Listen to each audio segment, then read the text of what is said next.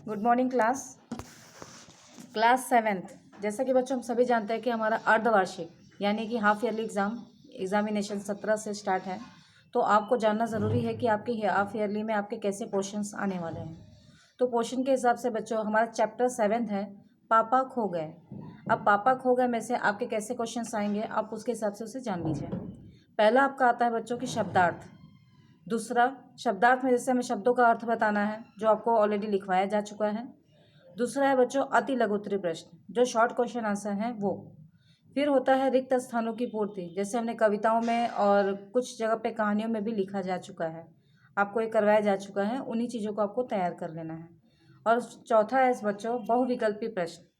तो बहुविकल्पीय प्रश्न में भी हम जैसे ऑप्शन वाइज आपको देते ही हैं कि जिसमें आंसर एक होता है लेकिन ऑप्शन वाइज हमें 3 आपको दिया जाता है।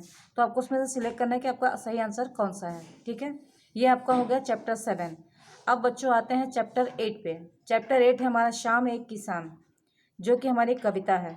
अब कविता में इसमें हमने डाला है कि रिक्त स्थानों की पूर्ति, बहुविकल्पी प्रश्न, अति लघु प्रश्न, मोस्ट इंपॉर्टेंट है बच्चों आपका शब्दार्थ, क्योंकि बिना शब्दार्थ के हमारे पोयम भी पूरी नहीं होती है, जैसा कि हमने कविताओं के माध्यम से जाना ही है।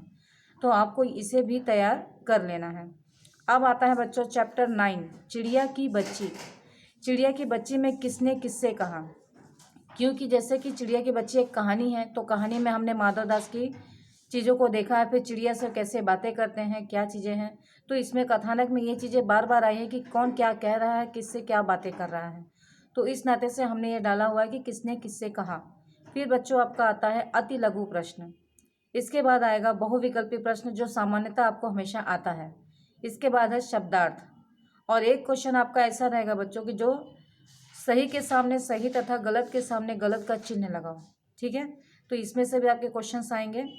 अब आते हैं हम चैप्टर हमारा 1 है जो आपकी कथानक की बुक है महाभारत। अब महाभारत में बच्चों हमने चैप्टर 1 से लेके लगभग हम 6 चैप्टर तक जाएंगे।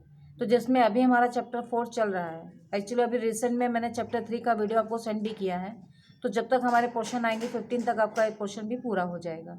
तो महाभारत में बच्चों हम थोड़ा सा अलग दे रहे हैं कि जैसे मैंने आपको टिप्पणी के बारे में बताया था। अब टिप्पणी में क्या है वो जान लीजिए।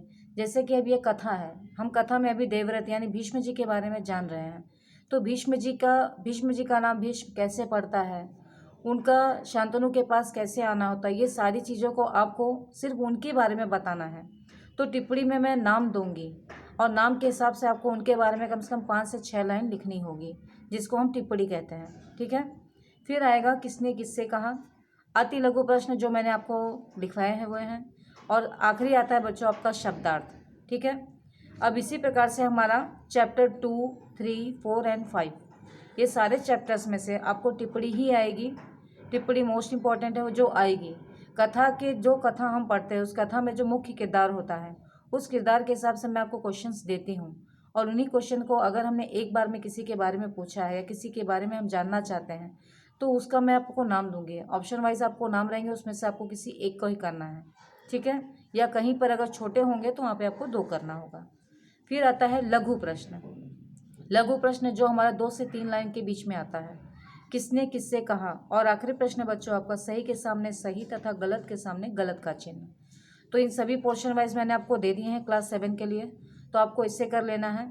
और दूसरा है कि अगर इसमें एक ऑप्शन और डाला जा सकता है कि जीवन परिचय, जैसे कि मैं आपको हमेशा कवि परिचय और लेखक परिचय ये दोनों ही करवाती हूँ। तो इससे जुड़ी हुई भी आपको टिप्पणी में ऑप्शन वाइज आ सकते हैं, तो आपको उसके हिसाब से तैयार कर लेना है। तो हाफ ईयरली के लिए all the best. Thank you बच्चों।